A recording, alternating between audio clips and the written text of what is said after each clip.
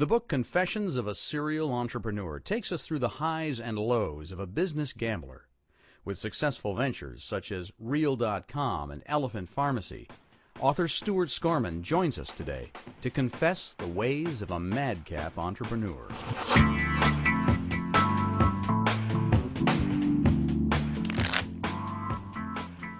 My first confession is that I absolutely love playing poker, and it's been great for my business career. 15 years ago, I spent 2 years playing high-stakes professional poker, and those guys at the table taught me some good lessons. Let me teach you what I've learned.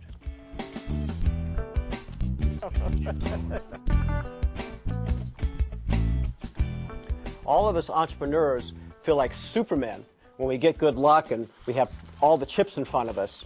And then what happens often is we get really arrogant, and then we start throwing the chips around, and we start doing really some dumb moves because we got so overconfident, and then before we know it, all the chips are gone. It's a great lesson that I learned at the poker table.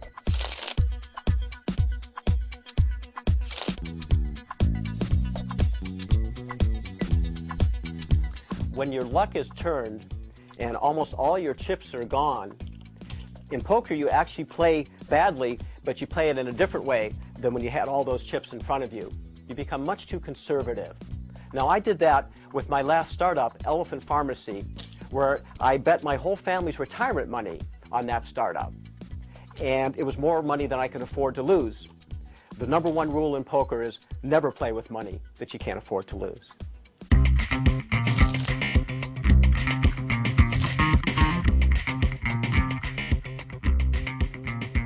You know, in business, just like in poker, it's an emotional roller coaster ride.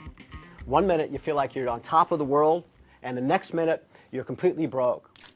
After I sold Real.com for $100 million, I thought I was Superman and I was on top of the world. My next startup, HungryMinds.com, was a big failure, and I lost a lot of money. So the key in the startup world is getting away from those emotions, from those high highs and those low lows. You can't make decisions based on fear. You can't make decisions based on greed or excitement. All decisions have to be made based on logic. And in such a crazy world, that's very hard to do.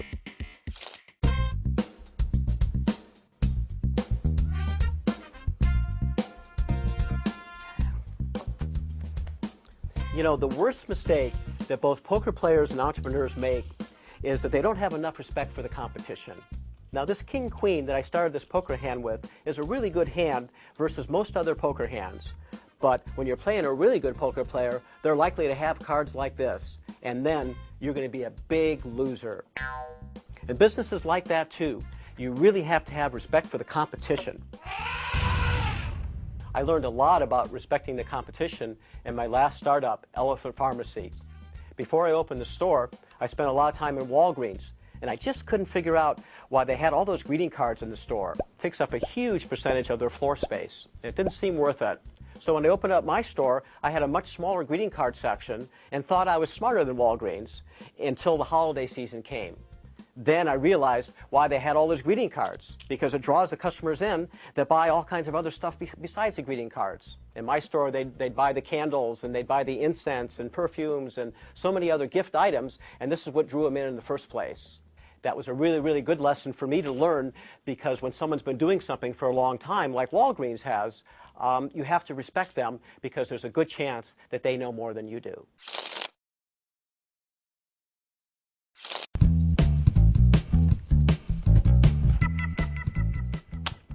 Now here's the most important lesson in poker. Know when to hold them and when to fold them. In the business world, they often say that perseverance is everything, that you got to stick with it to be a winner. Well, in poker, they tell you that that's not true, because the key is making sure that you have the right poker hand. And in business, of course, making sure that you have the right business. I started a company called HungryMinds.com that was a big loser, and I should have thrown that hand away well before I did. And I lost a lot more money than I should have.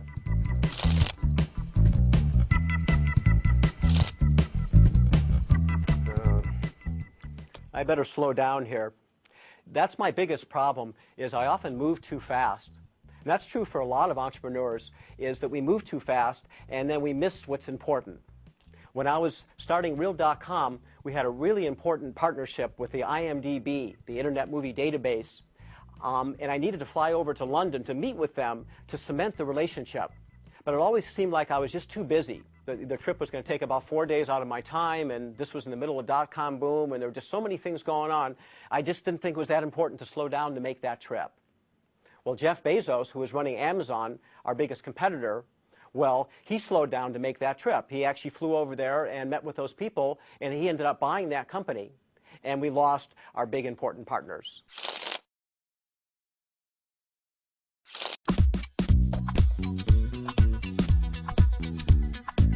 You know, there's no experience in life that's as exciting and chaotic and scary as starting a business, except for maybe playing poker. And the key in starting a business is not just all the emotions and the excitement and the craziness, but the key is also being prepared, because it's a wild, wild ride.